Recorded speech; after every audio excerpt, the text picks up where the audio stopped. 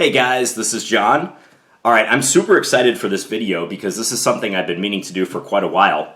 So basically, I've been playing tournament chess for almost 20 years now, and I have tons and tons of score sheets from my games and events over the years. I've played almost 200 USCF-rated events, and almost all of them have been recorded and put in this box. And I've just got score sheets from all over the place. You know, I've played all over the US and Europe, against many, many opponents, and up till now, these score sheets have just been collecting dust in a corner of my closet.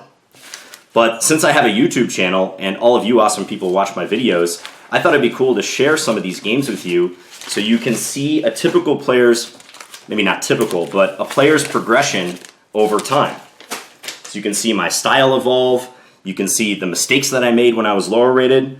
I think it'd be instructive and also a lot of fun, especially for me to take a walk through memory lane and just see how I used to play.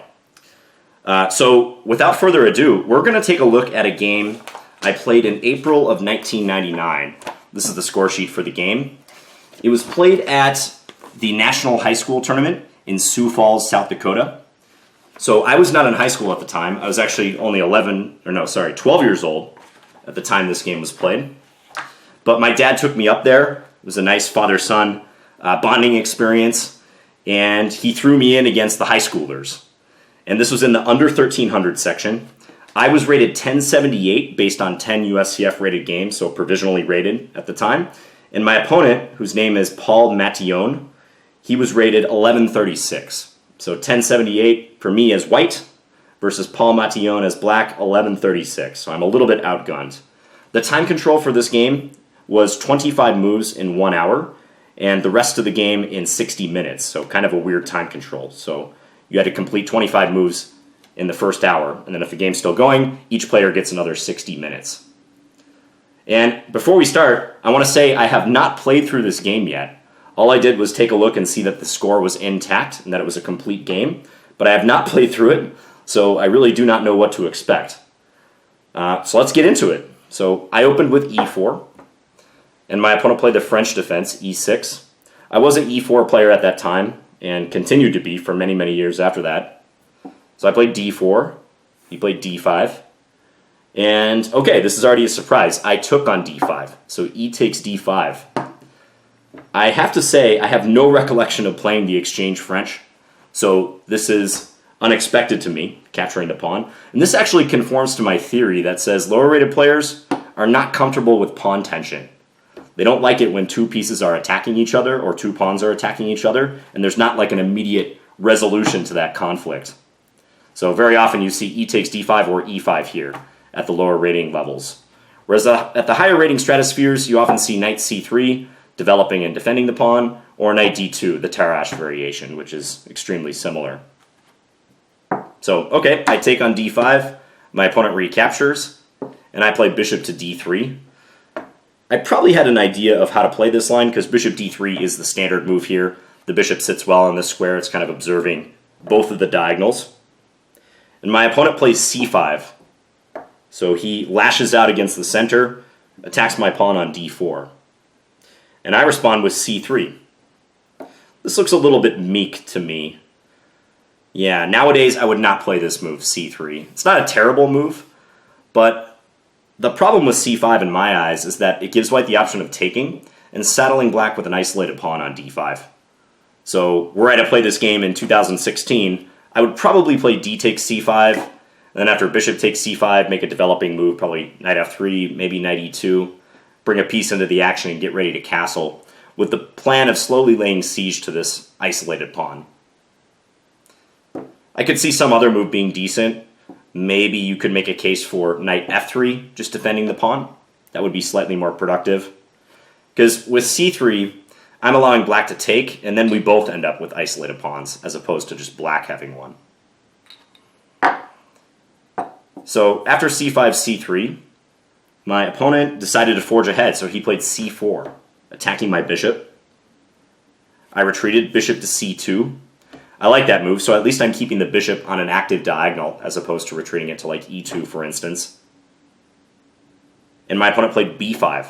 Okay, so 6 moves into the game, he's played all pawn moves. as we've often seen in games from lower rated players. I think lower rated players overestimate the value of pawns, and they love pushing pawns at the outset of a game. I played knight f3, just bringing a piece into the action. Another move I would consider is a4. So striking at that b5 pawn.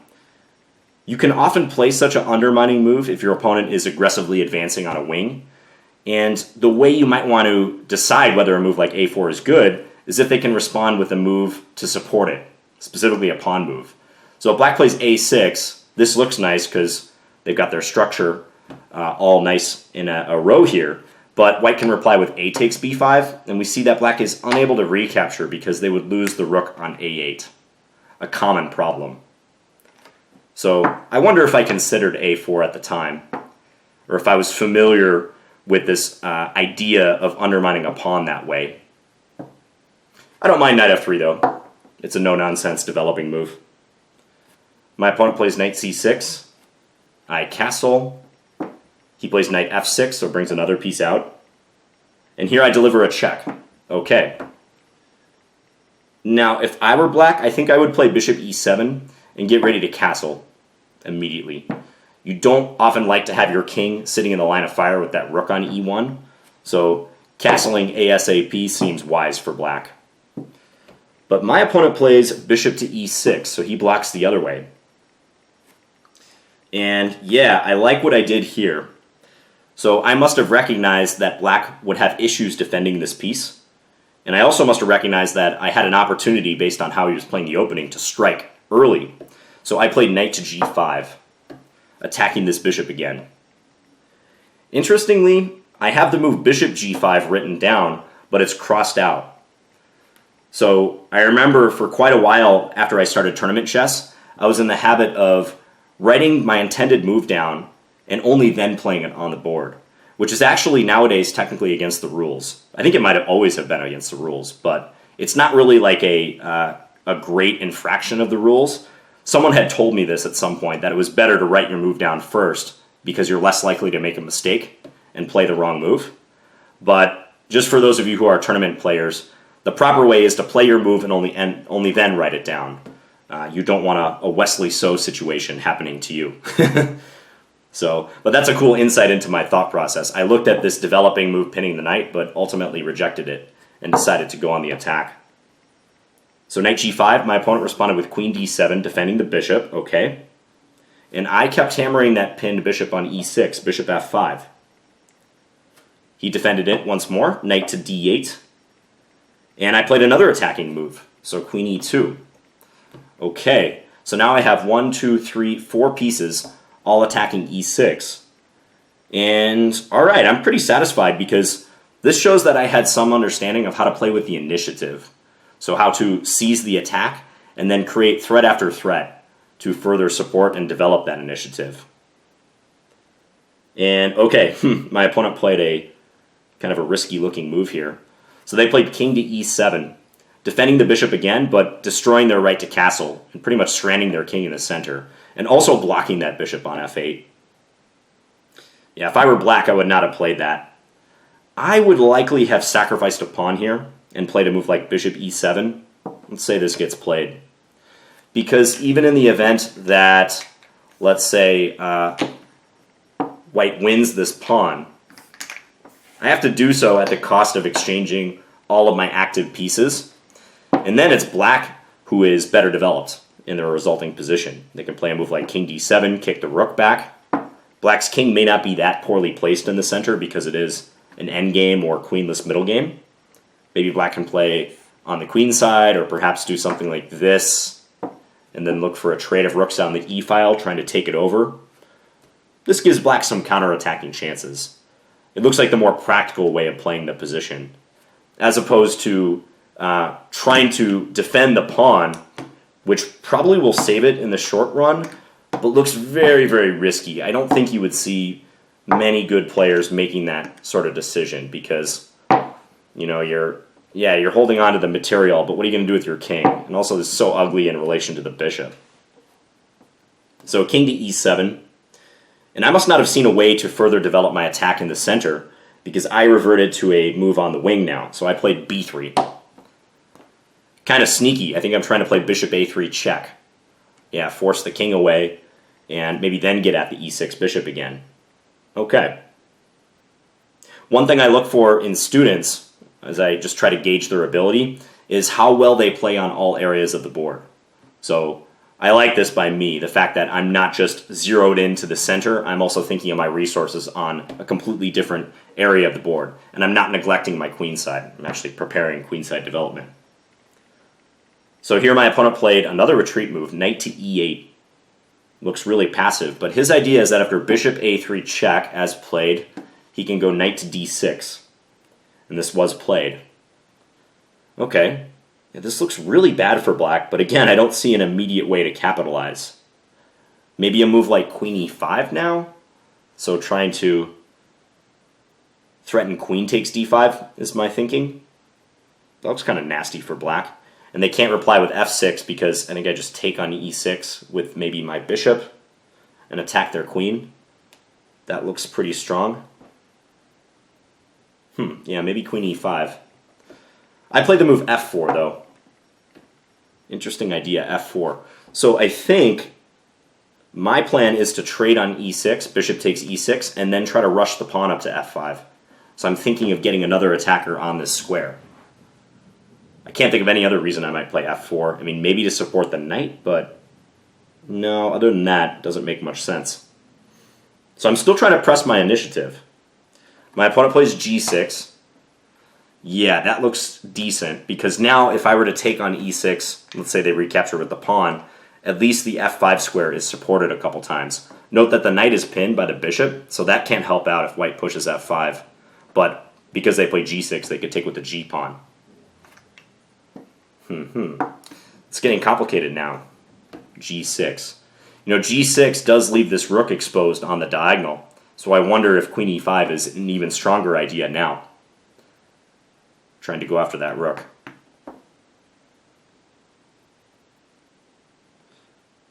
I'm also wondering if I could ever think about bishop takes d6, but probably they're just taking with the queen. There's tension between these two pawns too. I haven't released that yet. I'm sure I thought about b takes c4, but maybe I didn't see an immediate reason to do it. So after g6, I played bishop h3, so I played a retreating move. Maybe I still had ideas of pushing f5. My opponent plays bishop to g7, and I must not have thought that the f5 idea would pan out. Although I wonder why, because after f5, g takes f5, bishop takes f5, both of these pieces are pinned, so he's unable to recapture. Maybe I just wasn't ready to pull the trigger on it, but I played just knight d2. So I developed a piece. So bring the knight into the action as I spit on my board here. Gross. So knight d2, and my opponent plays h6. He's done a pretty good job over the past few moves just kicking my pieces back. I like the way he's organized. It looks really passive to play like knight d8 and also knight e8, and king e7 was the big move I was criticizing, but he has somehow made it work. Maybe I missed a more decisive way to play that position. But h6, so now I took on e6 instead of retreating the knight. And it looks like, yeah, he took back with the knight. So he decides not to take with the pawn, he takes with the knight instead, thereby connecting the rooks. So knight takes e6, knight f3. So I bring this knight around. Look at my two bishops. They're both standing on the edges of the board, but there's some nice symmetry going on in the sense that they both pin the knights. It's kind of cool. So knight f3. I wonder if I have anything more direct. One idea that jumps out, because I'd really like to pressure this guy still, and in addition to f5, I wonder if I could ever get this d-pawn up to d5. So what about b takes c4? And then, assuming b takes c4 recaptures, this move, knight takes c4. So sacrificing. This knight is pinned, as I've said for probably the third or fourth time now. So he would have to, if he wants to recapture the knight, take this way. And then I do get to play d5. I really like the look of this. This just seems like the way you'd want to proceed with your attack if you're white. Opening lines in the middle of the board. We've got very high stakes if we're black. I mean, our king is on the chopping block, if white's attack succeeds. Yeah, black can play bishop takes c3 here and attack the 2 rooks. But after d takes e6, I suspect white's attack is just getting there much quicker. If f takes e6, because the queen is threatened, bishop takes e6, and this is carnage. I mean, you can't care about a rook in this case when the entirety of black's center has been stripped away. Their queen is under attack, and we're about to get discoveries against their king. This just looks immediately winning for white. I would be chomping at the bit to play that these days. Because the better and better you get, the more finely attuned your sense of danger becomes. And in that position we were looking at, where I decided to swing the knight over to f3, it just seems like white's threats have reached epic proportions. I mean, if ever there's going to be some sort of breakthrough, it's probably going to be on this move. While black is still struggling to get organized, I have beautiful attacking pieces, pressure down the e-file, pawn tension I can take advantage of. So yeah, b takes c4, b takes c4, knight takes c4. Looks nice. That's a complicated tactic, though, for, what was I, 1078. So I play knight f3. And my opponent plays rook f8. Is that right? Rook f8. I didn't specify which rook, but I bet it was this rook, because rook a f8 doesn't seem to make as much sense. So rook f8. If I were black, it's not pretty, but I would want to try to get my king out of the way. If he plays king f8 right away, he would have to lose a pawn, and probably even worse, because the knight would be pinned. So maybe black can consider something like rook he8, or yeah, rook he8 rather than use the a rook, and try to slip away like this when the rook helps out. I suspect it's still too slow, but it could be something to consider. Knight e5 is looking really vicious, because knight e5, black can't even capture due to one of the pawns capturing and hitting that knight. Meanwhile, we're attacking this. Maybe knight takes g6 is coming after the queen moves. This looks very bad for black. So rook f8, we're going to go with that rook until I find otherwise. And here I do jump into the center. So knight to e5, attacking that knight, or attacking that queen rather. And now queen to c8. I'm having a little trouble reading my handwriting. My handwriting has gotten better over the years, but I'm having a little hard of a time reading it right now. Yeah, so queen to c8. So again, black does not want to capture because of one of the pawns taking, and this knight is hammered and pinned. It's going to be lost. And if he is to move the queen, as he should, then this makes sense because he wants to keep the queen in defense of that knight on e6. All right, so here I executed a mini combination. I like this move. So if you want to pause your video, try to figure out what white should play here. I think there's actually a few different ways you could go, but white to move, what do you think I should do?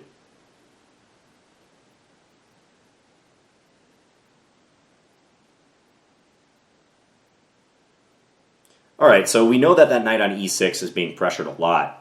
And because of this knight on e5, we have a chance to divert one of the key defenders. So I played the move knight takes g6 check. Again, I think there are other good moves, but I really like that one. So knight takes g6 check. Point being, if f takes g6, I can capture on e6, either with the queen or the bishop. Either way looks good. I mean, bishop takes, wins back the piece, attacks the queen, and threatens stuff like bishop takes d5. I assume this is just lights out. Also, queen takes e6 after the queen trade, so queen takes, rook takes e6. I'm going to pick up this knight as well for my trouble. Black is just getting ravaged here. So this is over. Yeah, I like that. Knight takes g6. Good combination, John. Pat myself on the back here. So I took that pawn off, and my opponent did not recapture. So he fled with his king. He played king to d8. But the downside of this is that he leaves the rook hanging. Also, the knight is hanging too, right? But I took the rook. So I played knight takes f8. All right. He took with the bishop, so he does defend the knight in the process. But now I'm up a decent amount of material, and I bag even more material. Bishop takes e6. Okay. He takes with the queen. Now, you guys know when you're ahead in material, usually what you want to do is continue trading down. because your opponent can't stand a war of attrition style proceeding to the game. So I took the opportunity to take his queen and win another pawn. After f takes e6, I went in and took with a rook. Alright, so always good to assess after there have been some exchanges. So I have an extra exchange, aka an extra rook for a minor piece. So like, let's say, rook and bishop. I do a lot of canceling when I count material, by the way. So once you get good to just assessing the material at a glance, you can say like, okay, these bishops cancel, these 4 pawns cancel with these 4 pawns. White has a 3-to-1 majority, so very quickly you can determine that white is up in exchange 2 points, and also 2 pawns, another 2 points. So white is up 4 points of material at this stage, which is more than enough to win. However, this game does drag on for a while. So rook takes e6, my opponent plays king to d7, attacking my rook. I play rook to g6. Not a bad move. I mean, this cannot be bad. But I would also think doubling up the rooks, or maybe playing rook e5 to go after the c6 pawn makes sense. Note that I cannot take on h6 because his bishop is defending. So, alright, rook g6. He plays rook to e8. So he seizes the file. Yeah, that's one reason I don't like my rook g6 move. So, rook to e8. And now I decide to take. Bishop takes d6. I was probably just in exchange mode still. Maybe I also wanted to stop his knight from coming into e4. Could be. Bishop takes d6. And now I played a defensive move before even grabbing this pawn on h6. I just played g3. So defending the pawn on f4, making sure he can't play bishop takes. And I do have a lot of pawns on dark squares. That kind of bodes well in restricting the bishop. The only thing that makes me a little nervous is that my rooks are disconnected. And if you have 2 rooks like that, especially against like a rook and a minor piece, you'd want them working together, working in concert. So g3. And now, yeah, my opponent does not sit around. He plays b4. So he tries to stir up trouble on the queen side. I would think about similar stuff if I were black, because if you're black, you cannot sit there twiddling your thumbs. You're just going to lose if you do. So he at least says, go ahead, do whatever you want on the king side. I'm going to try to create a pass pawn or create some mayhem on the other wing. So how do I respond to this aggression? b4. I play c takes b4. Yeah, c takes b4, it looks like. And now, okay, he plays c3. So he slips this pawn by. If he were to recapture on b4, that gives me a chance to take and exchange another pair of pawns. But he does this move. I still think white must be completely winning here, but I would bet at the time this might have made me a little nervous. And by the way, at this point, we are on move number 29, and time control is move 25, so we probably had plenty of time in this position. Okay, now, this is funny. I crossed out 2 different moves. I had written down rook c1 and also a3. a3 makes sense to defend this pawn. So I wrote those down, but then I went with king f2 ultimately as my move. Wonder what I didn't like about a3. Just defending the pawn. I mean, this pawn we have under wraps, right? Like if c2, rook c1, I guess maybe black can come in with this rook and attack. That could be mildly annoying. And if like rook takes h6, there's this. Rook d2, trying to go rook d1 check. Maybe more precise, therefore, for white to play in the event of c2, like now king f2. So trying to cover the infiltration squares, actually all 3 of these infiltration squares, e3, e2, e1, and then slide over with the rook. Basically, white just wants to eliminate the c pawn. If white can eliminate the c pawn, it should be game over. But a bit of a moment of indecisiveness by me. I must have spent some time on this move. So I played king f2, allowing black to go take this pawn. Bishop takes b4. Now I played a3, so kick the bishop out. He plays bishop a5, probably trying to put the bishop on b6. I go ahead and take this guy. So rook takes h6, gather another pawn. And he plays bishop to b6. Okay, yeah, I like my next move. It may not be strictly forced, but I like the way that I minimize the danger here. So I sacrificed the exchange. I played rook takes b6.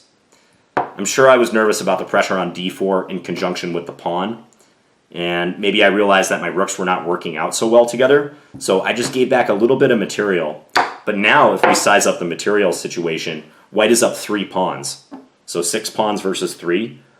Again, I think my main goal should just be to neutralize this pawn. If I can do that, I've got like 3 pawns ready to sprint on the king side. That should be an easy win. So rook takes b6, a takes b6. I played rook c1, so I already set about the task of trying to win that pawn. And I think black correctly plays for counterplay. Defending the pawn like this would just be too passive. White's king is going to come up, and after king d3, that pawn is going to be a goner. I mean, he can reach the second rank, but big deal. We're going to chop that off next move. So my opponent instead plays rook to e4, letting this pawn fall by the wayside, but he is going to win the d4 pawn. So rook to e4, rook takes c3, rook takes d4, king e3. So now I can see an example of my early endgame technique, specifically a rook endgame. This should be interesting. Okay, so if I were white now, I would just run these pawns. Maybe I wanted to stop black's d-pawn, and I was worried about black getting counterplay, but having played so many rook endgames over the years, I can just tell at a glance that this is easily winning for white if you just start advancing the pawns. And I'd probably advance the h-pawn because it's the most outside pawn. It's the one furthest from the black king. This will win without any struggle whatsoever. So we're just going to go h5, g4, g5, h6.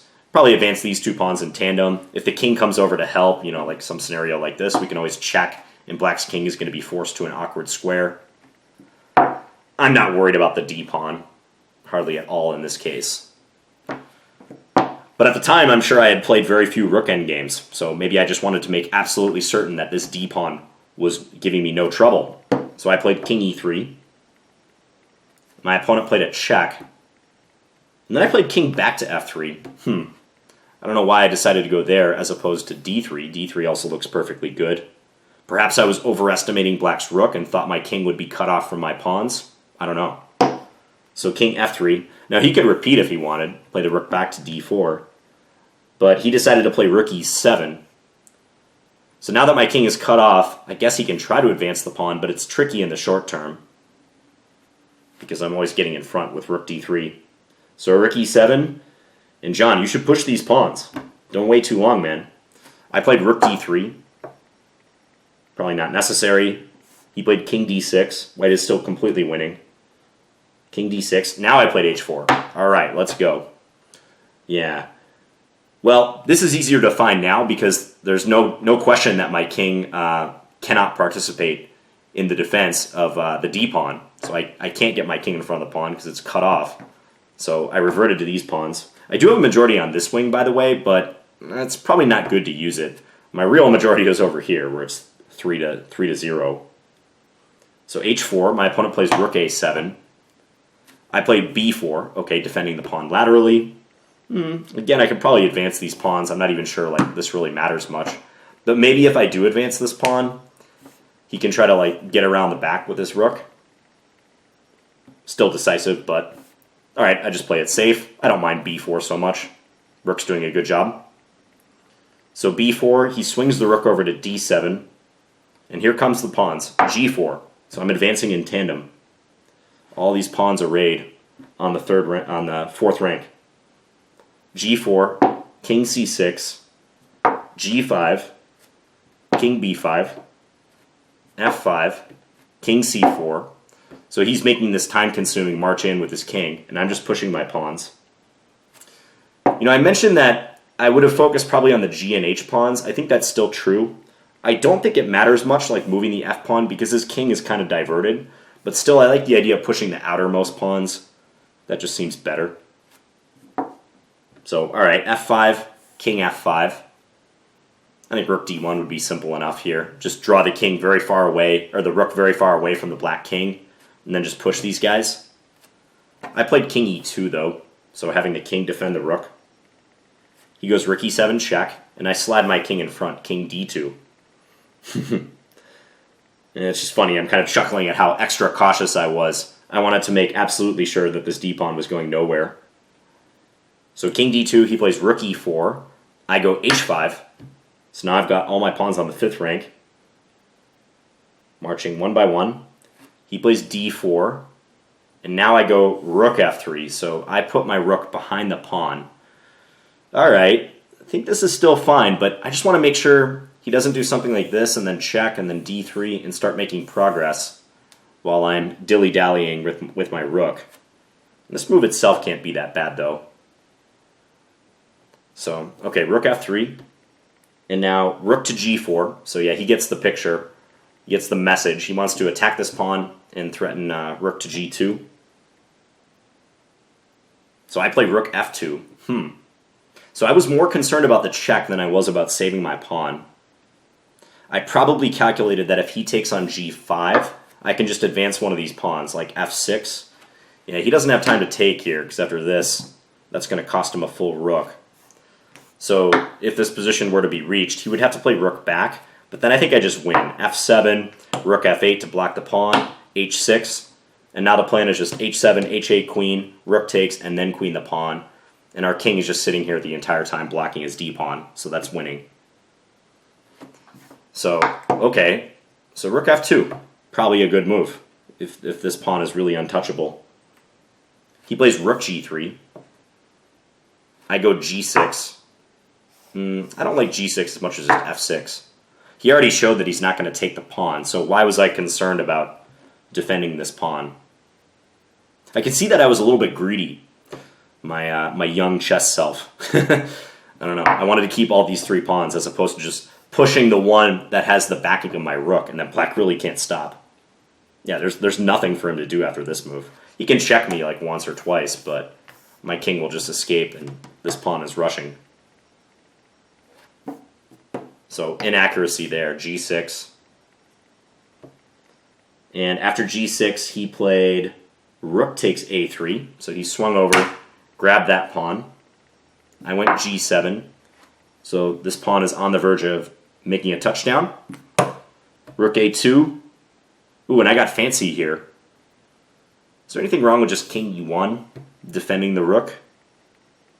I guess he could check again here, maybe check like this, but I'm running to f3. Yeah, again, this is decisive. Our rook is protecting this pawn from advancing. So I don't think there's anything wrong with king e1.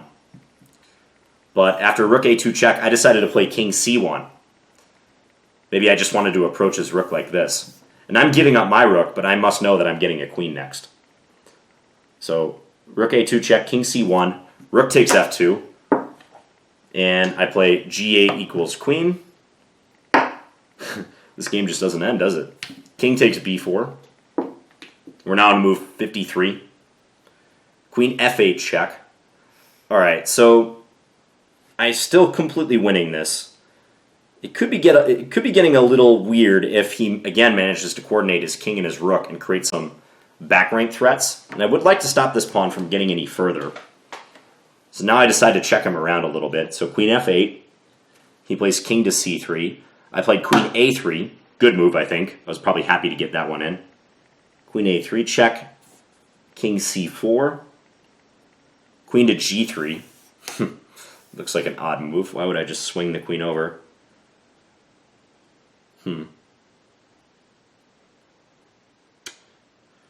Well, I want to use these pawns aggressively too, to try to create threats, but I can't really advance one of them without losing it. Now I would look for tactics involving playing like a move like h6, rook takes f5, h7, and seeing if my queen could somehow win black's rook after that. It probably is winning. There's something to calculate at this point, though. This is not over entirely yet.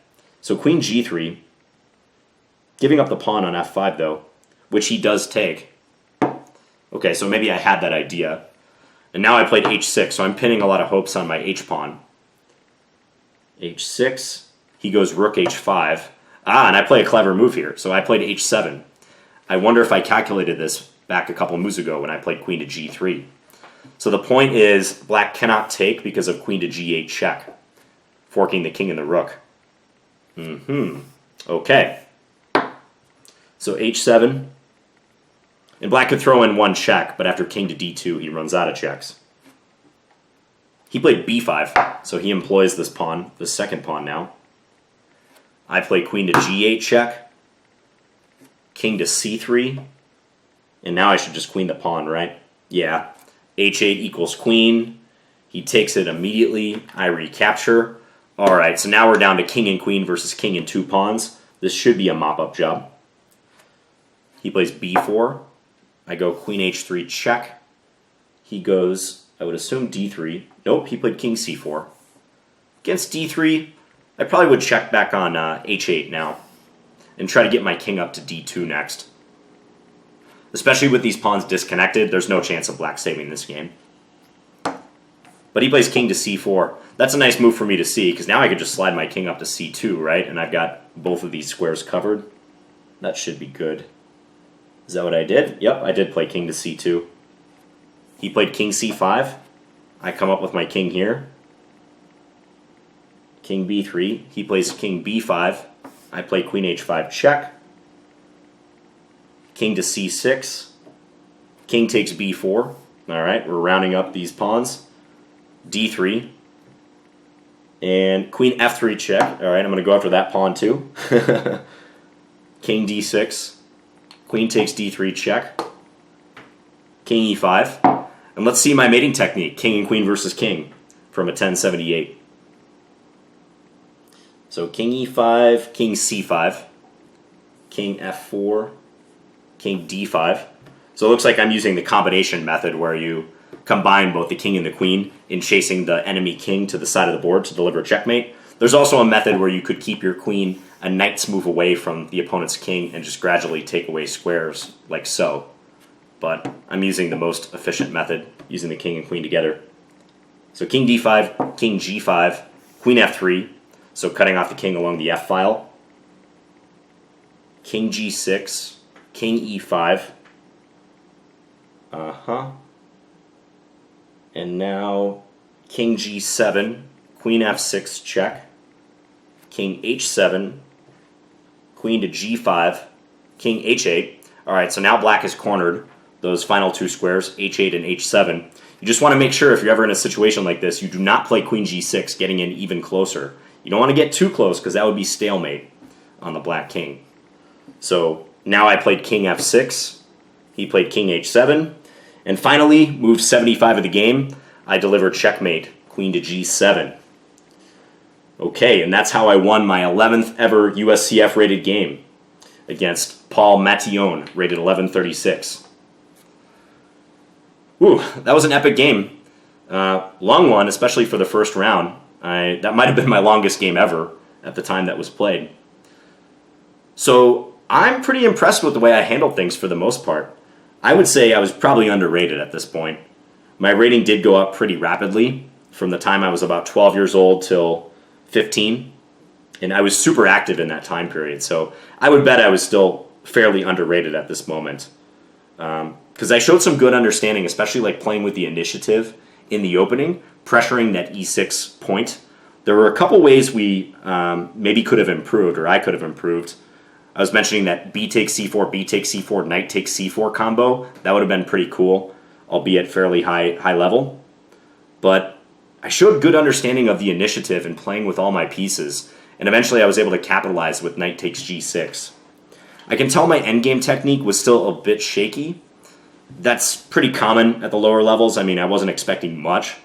But just the way I conducted that, first the 2 rooks versus the rook and bishop endgame, where I played that move rook to g6. I think that was probably a mistake, maybe just moving the rook back along the file.